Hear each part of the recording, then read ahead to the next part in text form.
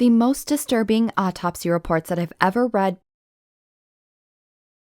When it comes to people under 35, trauma is the #1 cause of death. The type that is by far the most common is blunt force trauma. Blunt force trauma is an injury caused by direct contact with a dull object. This is the worst case that I've ever seen. A 26-year-old female was discovered in the driver's seat of a partially charred car. She did not have any soot in her lungs or airways, indicating that she was likely not involved in a fire while alive. She had defensive wounds on both hands and bruising to both forearms, shins, and knees, as well as pelvic region, abdomen, chest, neck, face, and scalp. Her face was distorted with inflammation and discoloration. Her jawbone was basically shattered, several front teeth missing, and orbital bones that surround the eyes fractured. Several areas of the skull were also broken with 2 distinct dents. Her airways and lungs contained a vast amount of blood, indicating that she began aspirating it prior to death, but the worst part was her neck. Her face and head were beaten with such force that it caused ligaments that connect the skull to the neck to rupture, resulting in an internal decapitation. Her childhood friend, who wanted a romantic relationship and was rejected by her, was later convicted for her homicide. This was a pretty public death, and it ranks up there as one of the worst ways to go. It occurred at SeaWorld. On February 24, 2010, Don Brancho, SeaWorld performer and trainer, was putting on a show with Tilikum the orca. If you know anything about SeaWorld, you know that they don't treat animals the best, which is putting it lightly, and at this time, safety protocol was lax. At the show's conclusion, Don laid down on a platform at the edge of the pool face to face with Tilikum. In a blink of an eye, he pulled her into the pool, some say by her ponytail, others by her shoulder. Either way, he had her in his mouth's grasp, dragging her underwater as blood rose to the surface. He refused to release her for 45 minutes, at which point she had been dead for a long time. Her scalp had been avulsed from her head, which caused severe bleeding. This means that she had been scalped. Her jaw was severely fractured, with lacerations and hemorrhaging of the inside of her mouth. Her sternum, as well as her 9th through 11th rib, was fractured. She had 500 milliliters of blood in her stomach. At one point, the orca struck her in the chest and had her in its mouth by her torso, which resulted in the rib fractures, punctures, and bruising, as well as a catastrophic tear to her liver. Part of her left arm had been ripped from her body, resulting in a dislocated elbow. Her left knee was also dislocated and vertebrae in her neck fractured. Her cause of death was both drowning and multiple traumatic injuries.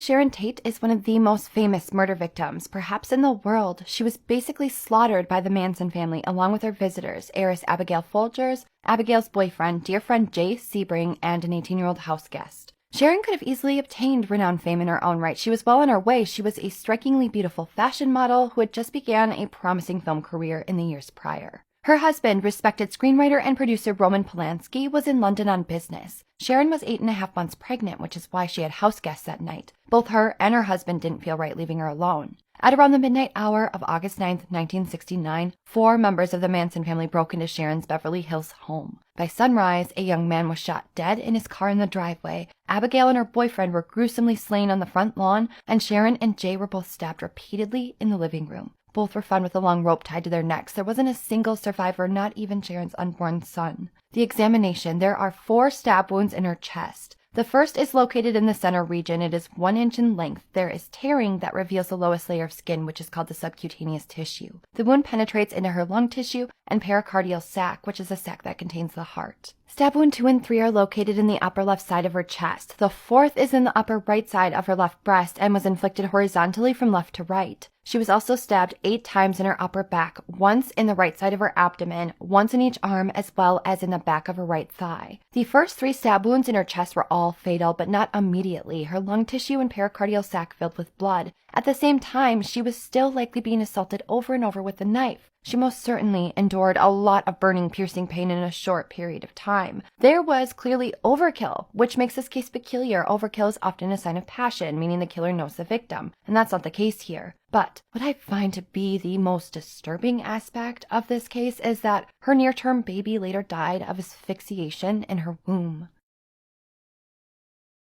This helicopter was carrying 5 people when it crashed into a mountain, killing everyone on board immediately upon impact. Only 1 passenger remained relatively intact, though his lower legs were traumatically amputated. That was not the case for the victim that I'm about to discuss.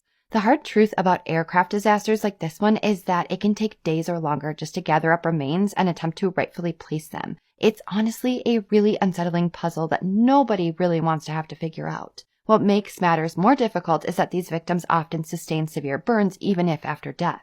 Examination. This body was identified to belong to a 38-year-old male and was ID'd solely by a tattoo located on his side. There are incomplete remains consisting of a partial head, neck, upper right arm, and torso that extends just below the belly button. The amputated left leg and foot as well as amputated left arm are present. The remaining torso has a large gaping wound measuring 7.5 by 4.5 inches. The fire damage appears to have been worse to the lower center portion of the torso. There are parts of the lower spine that have crumbling calcined bones. This means that the heat from the fire has basically dehydrated the bone so much that it is crumbling into an ashy-like substance. There are various areas of the body that have full thickness burns and skin splitting, which reveals the muscles, soft tissue, and bone. The cervical spine is severed, but part of the head is still attached, so this is an internal decapitation. There are only pieces of the skull. The upper and lower jawbone are severely fractured. The lower portion of the torso shows entangled and disrupted skin, soft tissue, and bone, so it's more or less mangled. The cause of death is blunt trauma. The fire damage happened post-mortem or after death.